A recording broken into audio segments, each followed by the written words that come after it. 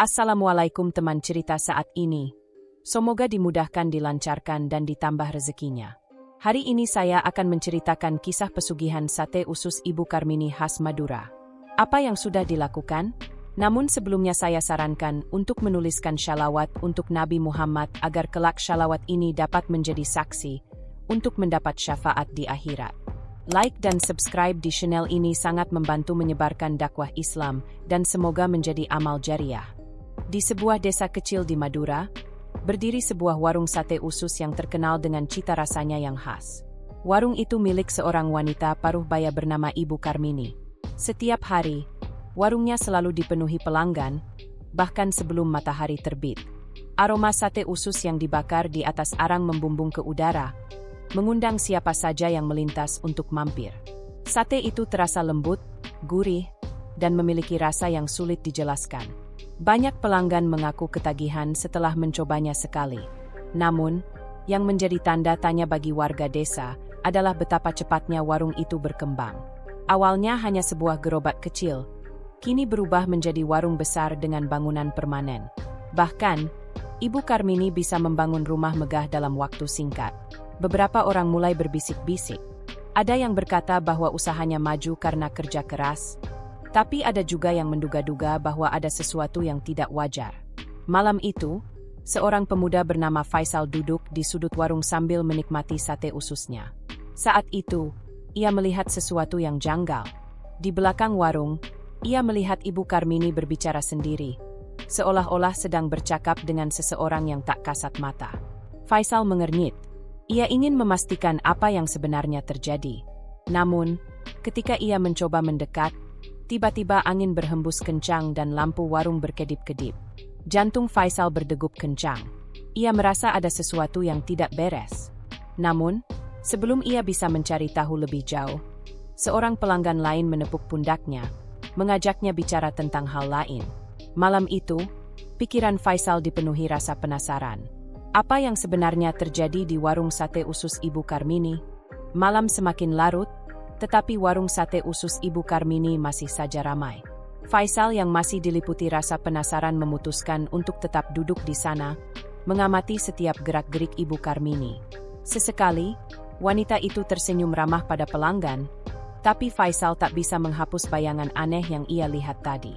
Setelah pelanggan mulai berkurang, Faisal melihat Ibu Karmini masuk ke dapur di belakang warung. Pintu kayu itu sedikit terbuka, dan dari celahnya, Faisal bisa melihat bayangan samar tubuhnya bergerak-gerak di dalam. Rasa penasaran menguasai dirinya. Dengan langkah hati-hati, ia bangkit dari tempat duduk dan berjalan mendekati dapur. Begitu mendekat, ia mencium aroma yang berbeda dari biasanya. Bukan sekadar aroma sate yang terbakar, tapi bau anyir yang aneh dan menusuk. Tiba-tiba, ia mendengar bisikan lirih. Suara itu berasal dari dalam dapur. Faisal menajamkan pendengarannya. Sudah cukup untuk malam ini. Besok aku akan membawa lebih banyak. Faisal menahan napas. Jantungnya berdegup kencang. Siapa yang sedang diajak bicara oleh Ibu Karmini? Tiba-tiba, suara langkah kaki mendekat. Faisal buru-buru mundur dan bersembunyi di balik rak kayu di dekat dapur. Dari celah rak, ia melihat Ibu Karmini keluar sambil membawa sebuah baskom besar berisi sate usus mentah. Wajahnya tampak lebih pucat di bawah cahaya lampu redup. Mata Faisal membulat saat melihat ada sesuatu yang menetes dari baskom itu. Bukan sekadar air bumbu, tapi cairan merah pekat seperti darah. Bulu kuduknya berdiri. Ada sesuatu yang tidak beres dengan sate usus itu. Namun, sebelum ia sempat berpikir lebih jauh, suara keras terdengar dari dalam dapur. Suara seperti sesuatu yang berat jatuh ke lantai. Faisal menahan napas. Ia tahu, jika ia tetap di sini lebih lama, ia bisa saja ketahuan. Dengan hati-hati, ia mundur dan kembali ke tempat duduknya. Tangannya gemetar saat meraih gelas tehnya. Sekarang, ia semakin yakin. Warung sate usus ini menyimpan rahasia kelam. Faisal pulang dengan perasaan tidak tenang. Sepanjang jalan, bayangan baskom berisi cairan merah itu terus terlintas di kepalanya. Apakah benar itu darah? Ataukah hanya bumbu sate yang terlalu kental? Malam itu, ia hampir tidak bisa tidur. Suara-suara aneh dari dapur warung Ibu Karmini seolah terus berdengung di telinganya. Keesokan harinya, Faisal bertekad untuk mencari tahu lebih dalam. Setelah memastikan warung sudah buka dan pelanggan mulai berdatangan, ia berjalan memutar ke belakang warung. Di sana, di balik dinding bambu yang sudah tua, ia melihat sesuatu yang mencuri perhatiannya. Sebuah sumur tua berdiri di sudut halaman belakang. Sumur itu tampak jarang digunakan. Batu-batu di sekelilingnya berlumut, dan tali timba yang tergantung di tepinya terlihat sudah usang. Namun, yang membuat Faisal merinding adalah genangan air di sekitar sumur. Airnya berwarna merah kecoklatan, seolah bercampur dengan sesuatu. Faisal mendekat dengan hati-hati. Bau anyir samar tercium dari arah sumur. Ia menelan ludah, berusaha menahan rasa mual yang tiba-tiba menyerang. Tiba-tiba, daun pintu dapur terbuka. Faisal refleks berjongkok di balik tumpukan kayu bakar. Dari tempatnya bersembunyi, ia melihat Ibu Karmini keluar dari dapur dengan membawa ember besar. Dengan langkah perlahan, wanita itu berjalan mendekati sumur.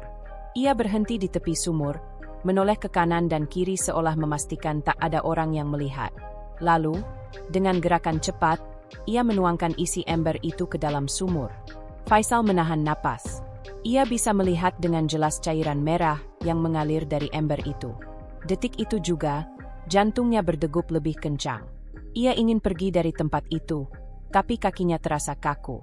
Lalu, tanpa diduga, Ibu Karmini berbisik pelan, "Terimalah, aku sudah memenuhi janjiku."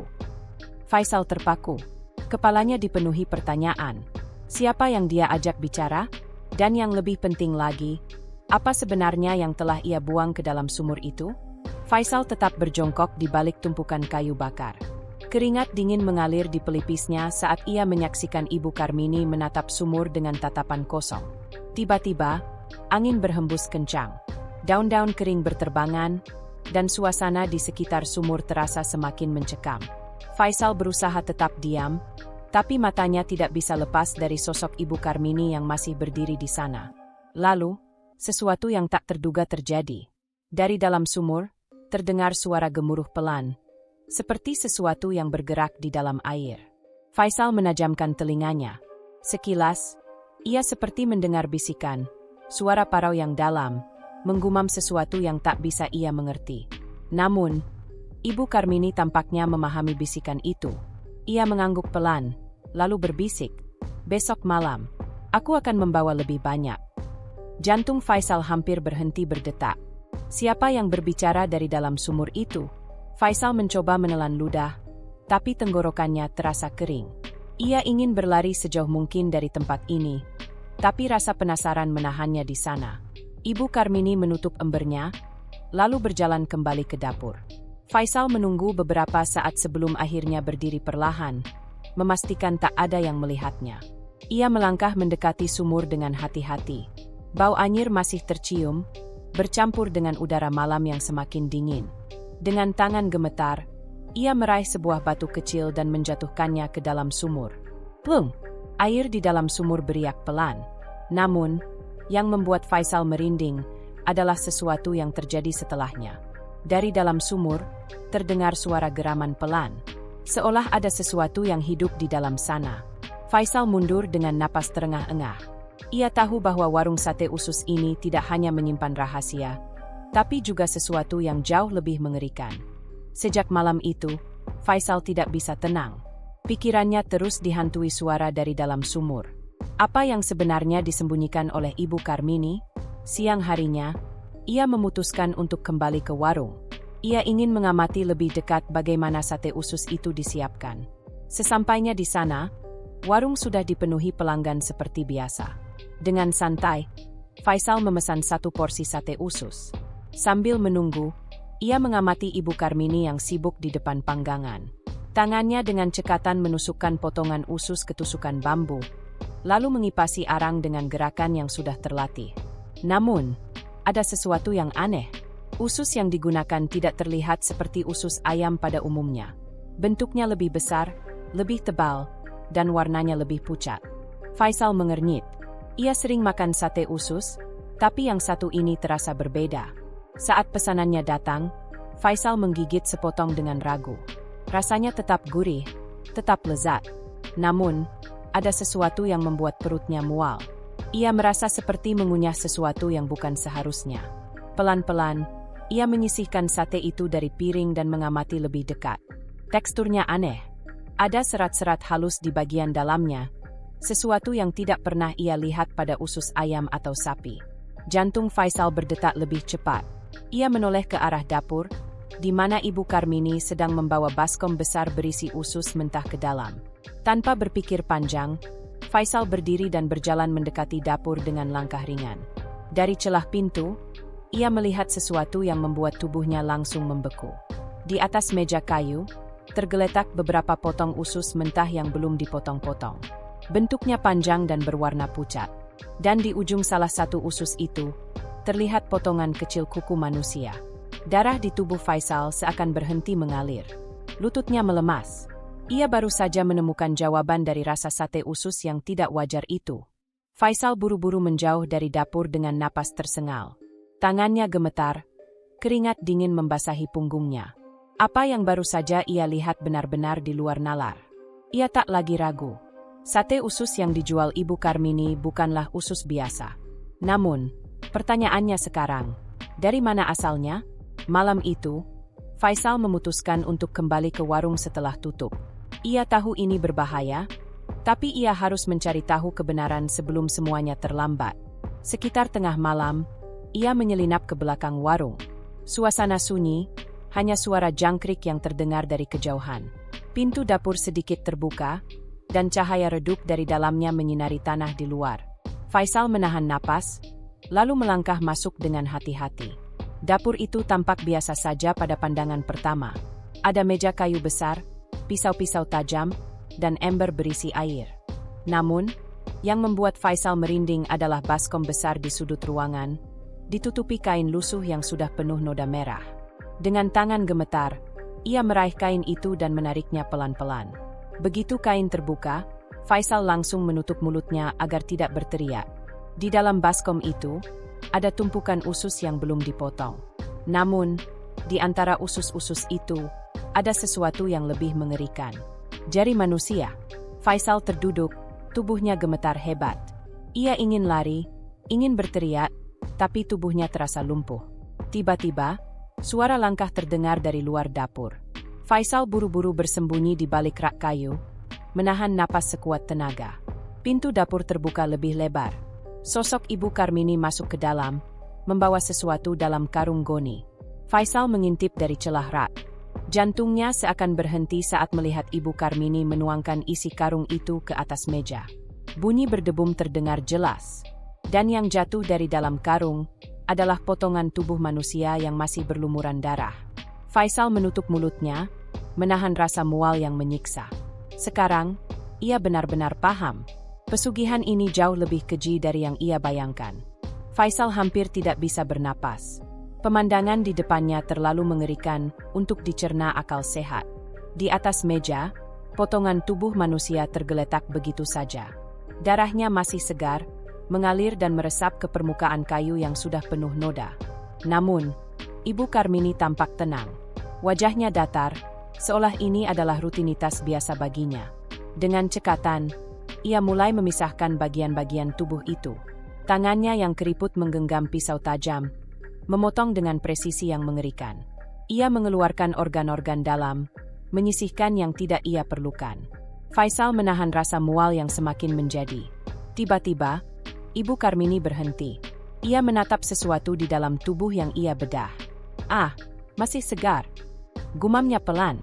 Lalu, dengan tangan telanjang, ia menarik sepotong usus dari dalam tubuh itu dan meletakkannya ke dalam baskom besar. Faisal ingin berteriak, ingin lari dari tempat ini. Tapi jika ia bergerak sekarang, nyawanya bisa dalam bahaya. Ibu Karmini lalu menoleh ke arah pintu belakang. Dengan cepat, ia membawa sisa potongan tubuh itu ke dalam karung yang lain, lalu menyeretnya keluar dari dapur. Faisal tahu kemana tujuan wanita itu. Ke sumur. Ia menunggu beberapa detik, memastikan Ibu Karmini sudah benar-benar keluar, lalu mengendap-endap mengikuti dari belakang. Di luar, di bawah cahaya bulan yang remang-remang, ia melihat wanita tua itu berdiri di tepi sumur. Ibu Karmini mengangkat tangannya ke atas, lalu berbisik pelan. "Ambillah, aku sudah memenuhi janjiku." Berikan aku lebih banyak pelanggan. Faisal merinding. Ia menyaksikan dengan mata kepalanya sendiri saat karung berisi sisa tubuh manusia itu dilempar ke dalam sumur. Tapi yang terjadi selanjutnya jauh lebih mengerikan. Begitu karung itu jatuh ke dalam air, sumur yang tadinya sunyi mulai bergejolak. Airnya berputar seperti pusaran.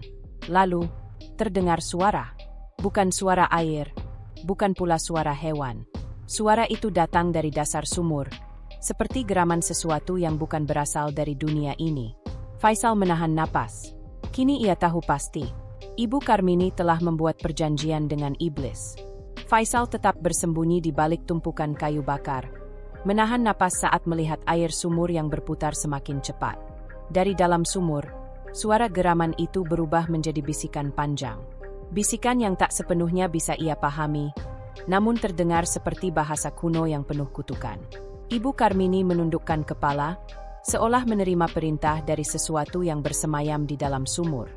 Lalu, tiba-tiba, sebuah tangan hitam berlendir muncul dari dalam sumur, mencengkeram bibir sumur dengan kukunya yang panjang dan tajam. Faisal hampir saja berteriak, tapi ia buru-buru menutup mulutnya sendiri. Matanya membelalak melihat makhluk itu muncul semakin jelas.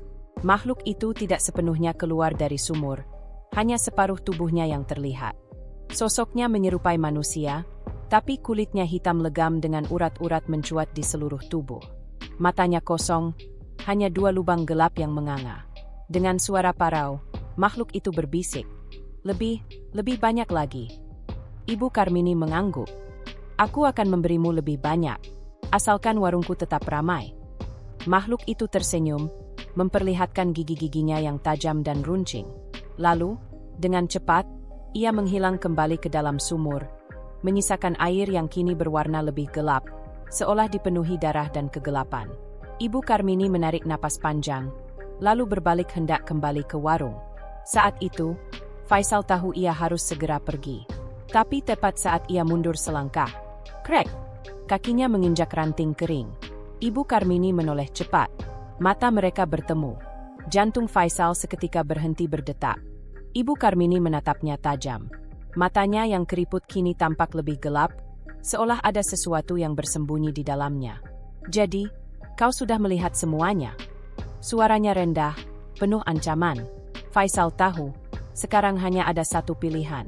Kabur, sebelum ia menjadi korban selanjutnya. Tanpa pikir panjang, Faisal langsung berbalik dan berlari sekuat tenaga. Jantungnya berdetak kencang, kakinya hampir terpeleset di tanah yang lembab. Di belakangnya, terdengar langkah kaki cepat yang mengikutinya. Ibu Karmini mengejarku, pikirnya panik. Ia menerobos semak-semak, menabrak batang pohon, tapi tidak peduli. Yang penting adalah menjauh dari warung terkutuk itu. Namun, suara di belakangnya semakin mendekat. Faisal! Suara Ibu Karmini terdengar menggema, dingin dan mengerikan. Kau tidak seharusnya melihat semua ini. Faisal menggigit bibirnya, menahan ketakutan yang hampir membuatnya kehilangan akal sehat. Tiba-tiba, di depannya, ia melihat jalan setapak menuju perkampungan. Harapan muncul di dadanya. Jika ia bisa mencapai kampung, ia bisa meminta pertolongan. Tapi belum sempat ia melangkah lebih jauh. Brak! Sesuatu menabrak tubuhnya dari samping. Faisal terjatuh ke tanah, berguling beberapa kali sebelum akhirnya berhenti dengan tubuh yang penuh luka. Ia meringis kesakitan. Tangannya mencoba menopang tubuhnya, tapi sebelum ia bisa berdiri, sepasang kaki muncul di hadapannya. Ibu Karmini, wanita tua itu berdiri tegak, menatap Faisal dengan senyum bengis. Tangannya memegang pisau besar yang berkilat di bawah cahaya bulan. Kau harusnya tidak ikut campur, nak. Ucapnya pelan. Sekarang, kau harus menjadi bagian dari perjanjian ini. Faisal merangkak mundur, tapi Ibu Karmini semakin mendekat. Nafas Faisal memburu. Otot-ototnya menegang, otaknya mencari jalan keluar. Lalu, tanpa pikir panjang, ia meraih segenggam tanah dan melemparkannya ke wajah Ibu Karmini. Wanita itu tersentak, matanya terpejam karena debu yang masuk. Kesempatan. Faisal langsung bangkit dan berlari lagi, kali ini lebih cepat dari sebelumnya. Di kejauhan, ia melihat lampu-lampu perkampungan. Ia menahan rasa sakit di kakinya dan memaksakan diri untuk terus berlari.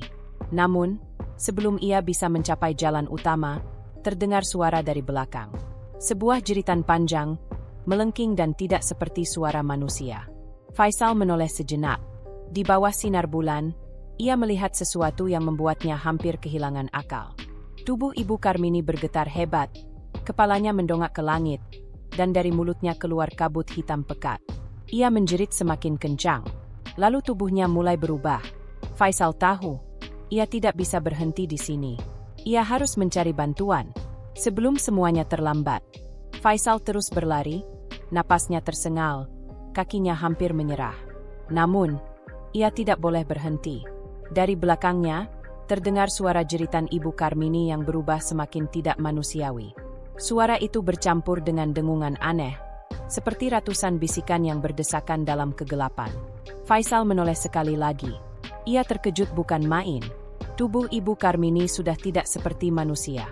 Kulitnya berubah menghitam, matanya kosong tanpa bola mata, dan mulutnya menganga lebar hingga ke telinga, mengeluarkan kabut hitam yang berputar di sekelilingnya.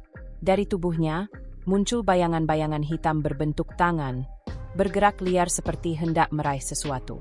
Faisal! Suara Ibu Karmini terdengar lebih dalam, seperti berasal dari sumur yang tak berdasar. Kau harus mati. Faisal semakin mempercepat langkahnya, tapi tubuhnya sudah terlalu lelah. Ia hampir jatuh tersungkur. Di kejauhan, ia melihat rumah-rumah penduduk. Hanya beberapa meter lagi. Ayo, sedikit lagi, pikirnya putus asa. Namun, tepat saat ia hampir mencapai rumah pertama, sesuatu mencengkeram kakinya. Tangan hitam, panjang, dengan kuku tajam menusuk kulitnya. Faisal berteriak kesakitan. Ia mencoba meronta, tapi cengkeraman itu semakin kuat. Dari belakang, sosok Ibu Karmini melayang mendekatinya. Wajahnya kini benar-benar bukan manusia, melainkan sosok mengerikan dengan rahang yang membelah hingga ke dada. Kau milikku sekarang. Suaranya menggema.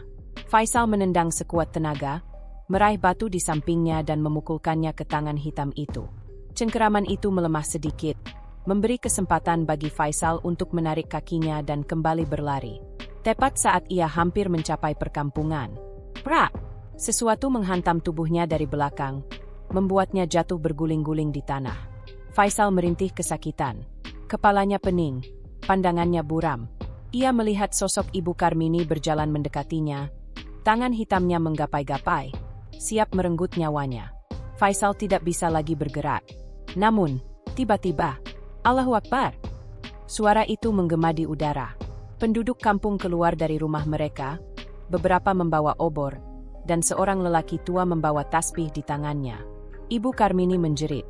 Tubuhnya yang mengerikan itu bergetar hebat, bayangan hitam di sekelilingnya mendidih seperti terbakar sesuatu. Lelaki tua itu melangkah maju, membaca doa-doa dengan suara lantang.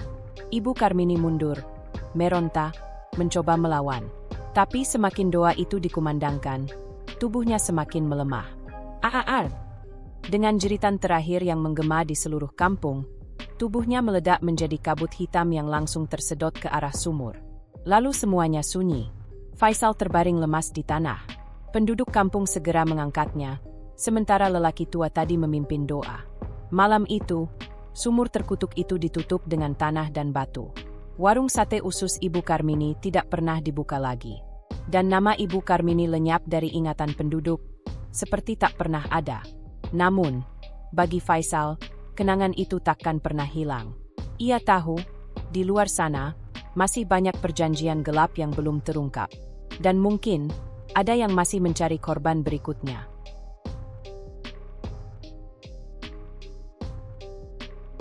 Dari kisah pesugihan sate usus Ibu Karmini, ada beberapa hikmah yang bisa kita ambil.